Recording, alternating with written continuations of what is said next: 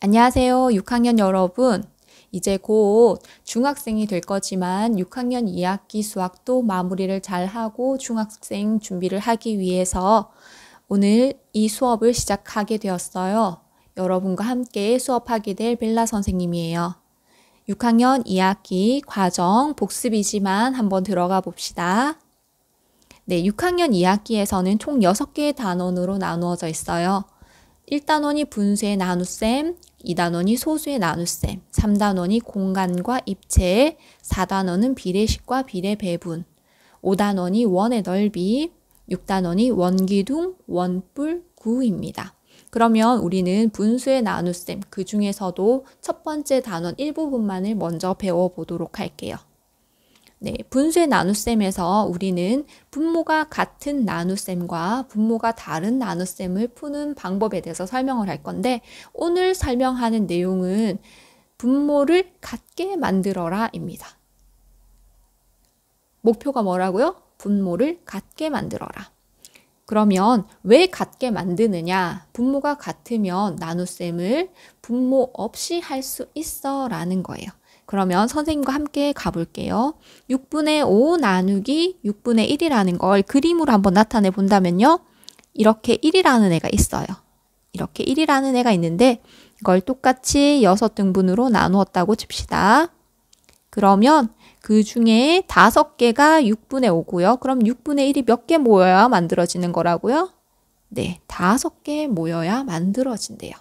그걸 나눗셈으로 나타내 보면 분모 없이 5 나누기 1이라고 표현할 수 있다는 거예요. 그러면 결과는 5가 되겠죠.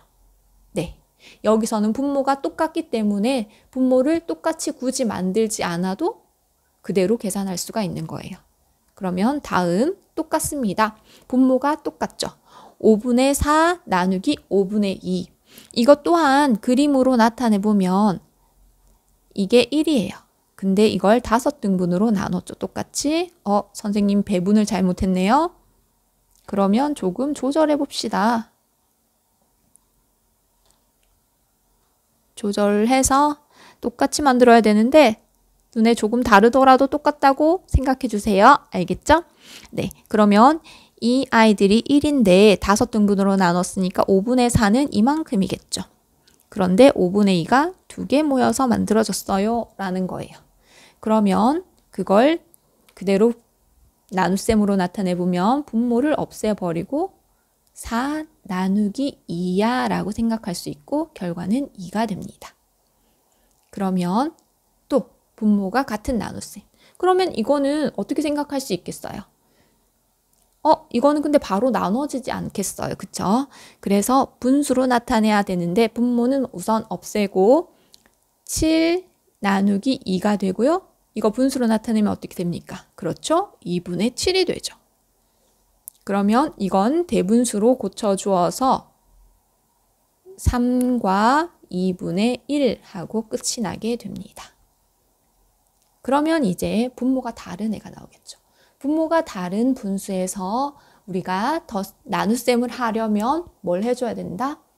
통분이라는 것을 해줘야 되죠. 네, 그래서 통분을 한번 해볼게요. 분모인 3과 6의 최소 공배수인 6으로 통분을 해주면요. 앞에 있는 분수는 6분의 4가 될 거고요. 뒤에 있는 분수는 6분의 1 그대로입니다. 그리고 분모를 없애서 4 나누기 1을 계산하게 되니까 결과는 4가 되겠죠.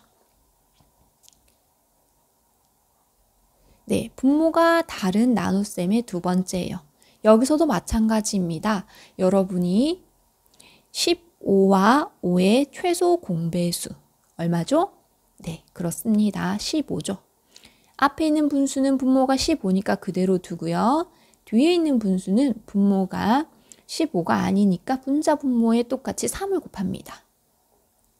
그러면 분모 없이 나눗셈 8 나누기 12가 되고 결과는 12분의 8이 되죠. 하지만 이렇게 하고 끝내는 친구들 안 되는 거 알죠? 왜요? 우리는 계산을 했는데 분수를 썼어요.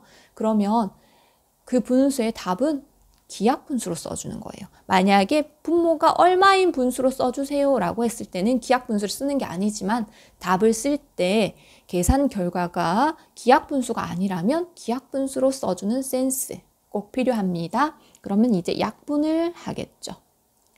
약분을 하면 어떻게 되나요? 네, 4로 나누니까 3분의 2가 되겠죠. 그래서 답은 3분의 2 하고 적어주면 멋지게 계산 결과가 끝이 난 거예요. 네, 그럼 오늘 배운 내용은 분수의 나눗셈을 계산하는 방법 중에 첫 번째. 어떻게 하는 방법? 분모를 똑같이 맞추어 주어라. 분모가 같을 때는 분자의 나눗셈으로 생각할 수 있고 분모가 다르다면 통분이라는 것을 통해 분모를 같이 만들고 분자의 나눗셈으로 바꿀 수가 있다. 그것이 여러분이 해줘야 되는 첫 번째 방법이에요. 첫 번째 방법을 익히고 나면 두 번째 방법을 설명을 해줄 거거든요. 그러면 그 두 번째 방법은 훨씬 더 쉬워요. 하지만 여러분이 첫 번째 방법을 정확하게 알지 못한 상태에서 두 번째 방법을 하게 된다면 첫 번째 방법을 모르겠죠. 그러면 다음번에 만약에 빈칸을 채우는 문제가 나왔을 때 여러분이 그게 무엇을 말하는지 모를 수가 있어요. 그래서 다양한 방법으로 가르쳐 줄 때, 아, 이런 길도 있고 이런 길도 있구나 라는 것을 알고 우리가 그 문제를 해결하면 좋을 것 같아요. 그러면 다음 시간에 두 번째 방법을 알려드릴게요. 다음 시간에 만나요. 안녕.